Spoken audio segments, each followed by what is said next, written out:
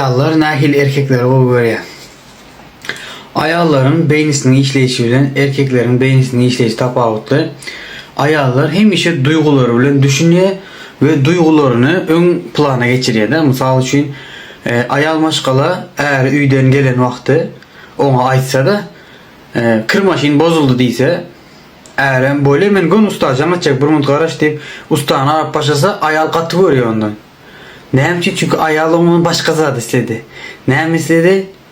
Çünkü ayallar misal için şu eğer neyim deyip ustadanım ha kırmaşın bozuldu sen bugün kırlar elde yudun mu?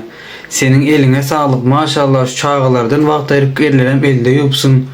Mala desteğimegene didirtme için şuna aitti zaten ayal maşkalı. Kırmaşın umuman işlemese de onun için kızıklı değil. Özünün yağdanlığın aydası geldi eline. İkinci misal için ayalların misal için duygusuyla düşünüyen akıl mantıkken ulanmıyor gepleşmede. Misal için siz ayalınızla bir yere çıkacak olsanız yola bir yere gidecek olsanız size değil mi, eşinizi giyip ayakkabınızı giymek 5 minut. Ayağınızı ayırsanız gittik mi diyseniz olay değilse 5 minuttan çıkayım diye. Şu 5 minut fikir verin yarım saat. Yarım saatten köp olmasa az olmuyor. Yani size 5 minut diye. Erkek adam düşünüyor 5 minutta çıksa diye ondan ben ayakkabımı giyip karaşayım diye sonra ortada dava cencal oluyor. Biz erkeklerin ayarların nehilik fikir ettiğini öğrenmeli. Şunda bize olurun dilini tapmağın saat var. Yine bir misal var. Misal için sizden ayağınız bir zat isteyecek olsa sunkam alıp ver diyecek olsa size sunkam alıp ver değil mi? Ayağların bir çok ucu dili var. Yani zehir yalcık dil cihazları var. Ne mi diye? Ömründe bir işe yarar sunkam uzatıp koyver diye. Yani size erkek adam kahar geliyor. Ben sana şunca yaxşılık ettim. Sen ne edip şu ömründe bir işe yarar diye ayıp bilen diye.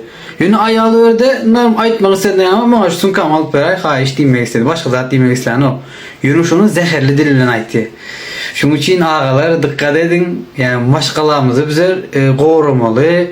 Maşkalarımızı bağıtlı etmek için ayarlarımızın sözleyişte yanlış bir kelimeler olunsa bile bir yöne sizi söyleyenliği niyetten çıkarma. Sizi kovu görenliği niyetten çıkarma. Çünkü bu ayarların tevigatı. Onların elinde bulunan adam değil. Olur şun yalık. Şunun için apalarımız adam indiki videomda kovu bir maslahat edecek inşallah. Ayal doğanlarımıza. Esselamu Aleyküm.